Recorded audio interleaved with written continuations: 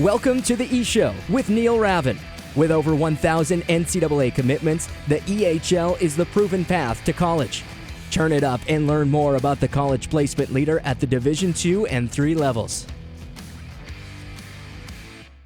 Welcome to the E-Show, presented by the Penalty Box Foundation. The Foundation's mission centers around their daily motto, "We take care of our own," as they help out all of those within the hockey community who have experienced a catastrophic event. Learn more at penaltyboxfoundation.org. Once again, my name is Neil Ravin. This is episode number 27 of the E-Show. We have got a pair of guests joining me on the podcast today. So let's start by welcoming in the EHL head coach of the New England Wolves, Tim Kunes. Welcome to the E-Show, Tim. Thanks, Neil. Thanks for having me. And while this is, I think, the second time I've had Tim on, maybe it's the third time. It's the first time, though, for Connor Bates, the EHLP head coach for the Wolves. Welcome to the E-Show, Connor. Thanks, Neil. So, Tim, let's start things off with you. I believe your first year in the league was the 2016-17 season, a year after I came in. So you've had a few off seasons of this, but how do you feel about where the program stands this off season compared to previous years? Yeah, it feels great. You know, I think since I've been here, we've really tried to improve every year going into the seasons, and this off season is no different.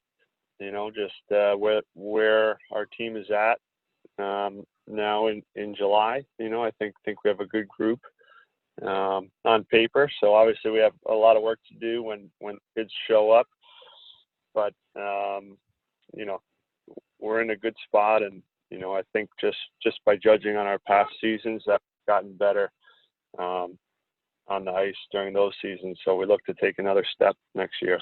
And obviously you can learn so much about the way your team performs, you know, on the ice. But speaking of the off the ice side of things, being able to go through a few different off seasons, how much do you learn during these months about, you know, the extra work that you put in during this time really just benefits you during the year? Yeah, well, you said it. Like, you know, I think when you start coaching at this level, don't realize how much recruiting is necessary to build these teams. So, you know, the effort you put in the off season is gonna, you know, that product will show on the ice. So, and it's more than just recruiting too, right? Like, you know, planning for the seasons, and like after we talked to you, Coach Bates and myself, we're going to have a little meeting, and you know, we'll be discussing different things we want to do on the ice and how we can work together to have two successful teams. And for you, Connor, you've been an assistant with the program for a few years, but this year will be the first year that you're the head coach of the EHLP team. How do you feel about your team? Yeah, I'm really excited.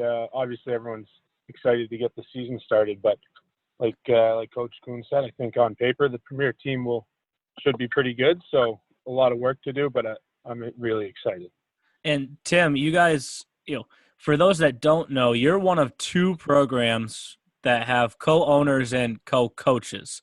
The other one being the New Jersey 87s, Adam Hooley and Matthew Kiernan. It's you and Andrew Trimble. You own the team, you coach the team, and over the years you've kind of reshuffled the staff. You know, you were the head coach of the EHLP team one year.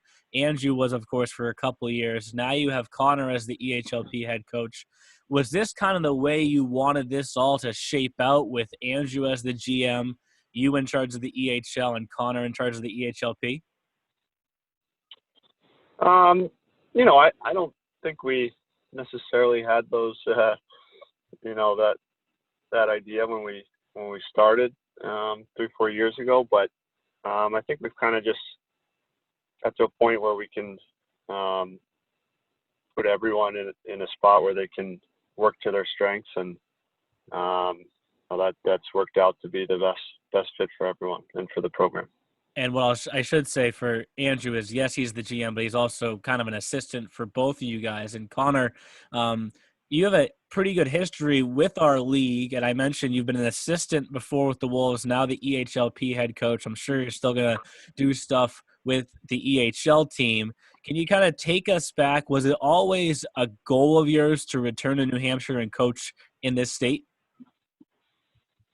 Yeah, I mean, I kind of knew that when I was done playing, I'd always like to get into coaching, and I knew Andrew Trimble a little bit, so I came over here one day and talked to these guys, and they're awesome to work for, and it's been a great fit. So I couldn't have worked out any better. I'm thrilled with how it worked out. I don't know if I'd say that was always the plan, but couldn't be more happy with how it ended up. And Tim, you started to touch on, every year has been a step forward. It's one thing that people have noticed for the Wolves is as the seasons progress, the Wolves get better. And when you look back at the previous year, it's a step above where they were. Obviously, the easiest way to see that is in terms of the victories on the ice. But are there any other aspects of the way that the team is playing that you want to make sure that you carry those over into this upcoming season? Yeah, well, I think, it's not just wins and losses, but, the game on the ice, we raise the level every year. And the teams we want to have are fast and skilled, that can play play modern hockey when you play for the Wolves. And, we set higher expectations of the players beyond just wins and losses. And Connor, speaking of the wins and losses, I kind of do have to go to this, though. For the EHLP team, coming off 2 years ago, a championship last year, didn't end in the championship. We'll kind of touch on that later in the podcast. But the team was a contender once again throughout the year. Do you feel pressure taking over a team that has been, right there at the top of the division each of the past 2 years? I don't know if I'd call it pressure. I have high expectations for any team I've ever been on or worked with. So I think that's kind of the goal. And the past is the past. Every year you start with a bunch of new guys, and that's the goal for us. So I don't really feel any pressure on that. But is that the expectation? Absolutely. And Tim, I don't know if I want to call this a tough or depressing question or how I want to word it exactly, but obviously the way that last season ended, especially for the teams that were still involved, was that kind of hurt. Obviously the season had to get canceled. We weren't able to finish things off where we were. We were about probably 2 weeks away from crowning a champion. And when one guy that stuck out to me, what he said was Bill Zanaboni, the head coach of the Seahawks Hockey Club, who lost to the Wizards in their first round series, and said, thank God we lost. If we had still been alive in the playoffs, it probably would have stung that much more. Do you kind of have that same feeling? I don't want to say was it easier that you guys had lost, but do you kind of have that same perspective as Bill has? Yeah, I mean, yeah, it's tough to say. At the same time, you feel for those teams that were still in it, who were fighting for a championship. To have it end that way. So it's a tough situation, but it's not one that was unique to just our league. So everybody that plays hockey pretty much around the world was in a similar situation. So just trying to control what we can and prepare for this season coming up. And Connor, it kind of sounds like it was just a matter of turn the page right away for the Wolves. Is that what you did? Did you take a week to kind of let things set in, or how quickly did things start to unfold and you became the EHLP head coach after the season ended? Yeah, I think we'd had some discussions about that throughout the year, and that was kind of our plan. But yeah, you get a little time away from the rink, but you always want to jump right back into it because you can get away for a little while, but everyone wants to get right back to it. So pretty much got right to work. So let's start talking about the playing careers now, because each of you kind of has your own unique path that ultimately then led you to Laconia. Tim, can you take us through yours? And as you take us through your journey, can you kind of tell the folks at home any individuals, maybe it was coaches or mentors that you had along the way that they maybe taught you a lesson or two that have stuck with you to your time now being an EHL head coach? Yeah, sure. So I'm originally from Long Island, New York. Grew up playing hockey there. When I was young, I was fortunate to have two good coaches who both had sons my age. So I always played on their teams. I had Russian coach named Alexei Nikiforov, who was, unbelievable coach and definitely helped me get into the player that I would become. And I also played for Ed Galliani, who I believe used to coach in this league for the Bobcats. I also played on some good teams for Eddie. I left home to play junior hockey when I was 16. In Massachusetts, I played 2 years. Then I was drafted by the Carolina Hurricanes my last year of junior, and I went to Boston College for 4 years. After that, at Boston College, played for Jerry York, who, obviously a famous coach. I think winningest all-time coach in college hockey. In my junior year, we got to win a national championship, so that was pretty special. That I'll never forget. And after college, I played 8 years of pro hockey, mostly in Europe, in I think five different countries. So really, I think when I think about my playing career and the different coaches, I've had such a wide range of coaches from all different nationalities and different leagues that really, when you get into coaching, I think you kind of just take the bits and pieces from the coaches you had that you thought were positive and try to I try to incorporate those with my own personality, and I'm not going to be Jerry York, but there's some stuff you can learn from every coach, and but ultimately you have to be yourself and find your own way in coaching. So definitely, I think all those experiences playing for different coaches has helped me here. And I have to ask one follow-up before we get to Connor's playing career. You mentioned the national title playing at BC. Freddie Myers is no longer the head coach of the East Coast Wizards, but he played at Boston University. And one thing about Freddie that I always noticed is he never really, when it came to recruiting, pounded his chest over, I played 400 games in the NHL also. Do you ever feel like you have to bring up that you played at BC, you won a national title, or do you try and let, if somebody asks you about your playing career, maybe then you bring it up? How do you address that? Yeah, I don't know. It's not the first thing that we bring up when we're trying to sign a player, but I think all my experiences that that we have, I think those can contribute to what we can offer here at the Wolves, and mostly when recruiting, it's that we're focused on the program that myself, Andrew, and Connor have built here in Laconia, and we think it's unique, and we can really help develop players, and it's something that they'll enjoy. So yeah, really that's what we focus on when we're trying to bring players to Laconia. And Connor, let's go back. Let's learn about your playing career. I obviously started to mention you played in this league, but it went by a former name at that point. It was the Atlantic Junior Hockey League. Do you ever kind of reference that when giving messages to the current Wolves players? Do you mention the fact, I play in this league? Obviously, the league has changed over the years, but I have the same experience you guys are having playing in this league. Yeah, I don't know if I necessarily reference that, but I think when I'm speaking to guys, I can say that when I'm telling them that this is a good league, it's, gets college commitments it's done it every year since it's been around. And it's the truth, right? So it makes it easy. And speaking from experience, it makes it a little bit easier when you're relaying that message to these guys.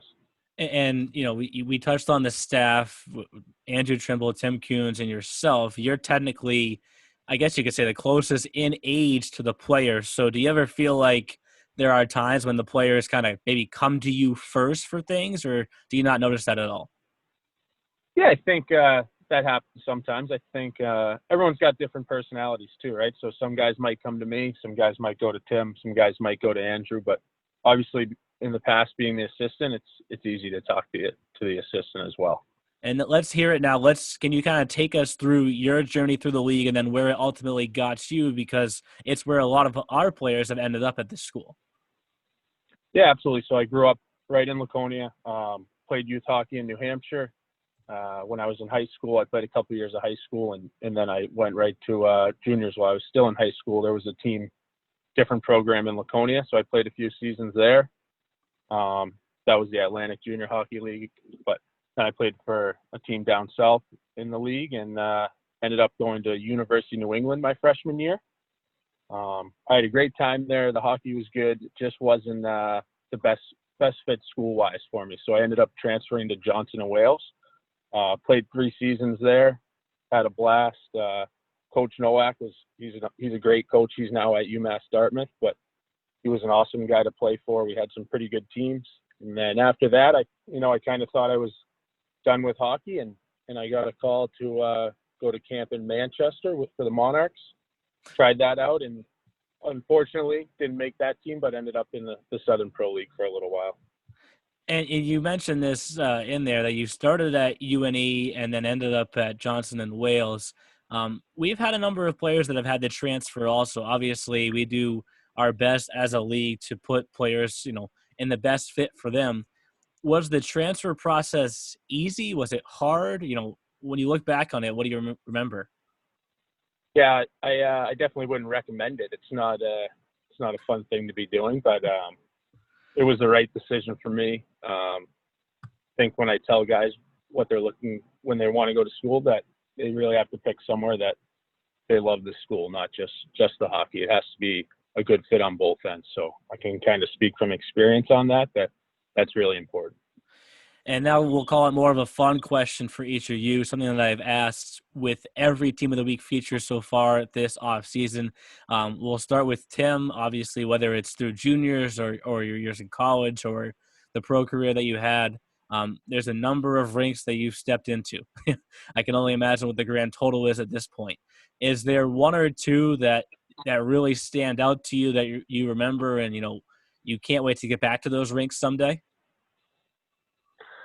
Oh, that I can't wait to go back to. I guess it's always nice to. It'd be nice to go back to Boston College. To see my old college team. I haven't given with coaching and playing. I haven't made it back there during the season because we've always had our own games and practices. So, yeah, that'd have to be my answer. All right, Connor. Yeah, probably, honestly, just any rink in college there. It's a different atmosphere and such a short season when you get to college that those games are so intense. So anytime you can play a college hockey game, that's the best. Well, I guess the best part about that question is I haven't got the same answer twice so far this offseason. So, Tim, back to you. One aspect that your program really prides itself on is what you guys do off the ice. And, if anybody ever asks, I always say that there's no program that's more tied in to their community than the New England Wolves. And obviously the Laconia community, you guys do so much community service with them. They come to your games. You probably get the biggest crowds of anyone in our league. Is this something that you guys try and stay consistent with every year, or just like on the ice, do you try and raise the bar even higher on a yearly basis? Yeah, well, I know that we've won like twice from the league, Humanitarians of the Year, and we typically get over 1,000 hours of community service. So, I'm not sure how much we can raise from there as the guys have like, practices and games and schoolwork and stuff like that. But it's for sure we're consistent in our work in the community here. It's definitely the smallest market in our league, and like you said, we have many members of the community who are host families who come to the games, who now with some of our youth teams who actually play for the Wolves. So it's definitely a fun thing to be a part of, to be in this area and be involved in the community. And who is the driving force behind all these events for the Wolves? Is it Andrew Trimble? Yeah, I'd say Andrew sets most of those up. You know, he's been involved in hockey in this area longer than I have. And, you know, Connor's from here, but he was probably still playing when Andrew was involved here. So that was something that was important to him, and certainly easy for myself and Coach Bates to get behind. And you know, you can see the impact that it has, not just on members of the community, but also for the players. And in our programs, they might not know what to expect going into when we're doing community service or something like that, but ultimately they enjoy themselves, and yeah, it's a good experience for everyone. And Connor, I kind of mentioned this earlier, you know, being closest in age to the players. They sometimes come to you before they maybe go to the co-owners and the co-coaches and Andrew and Tim. Have you ever had situations where a player comes to you and says, you know, I'm tired, we just had practice, or I want to work out. Do I really have to do this community service? Yeah, I think you always get a little pushback at first, but at the end of the day, the community service they do is some pretty cool stuff, and I think they end up having a lot of fun when they do it, right? So I know they help out at the pond hockey, and so they get some pretty cool experiences out of it, and I think they have a good time. So after the first one, they're usually excited to do it, actually. Okay, and then continuing to talk about the players, obviously our number one customers, in my opinion.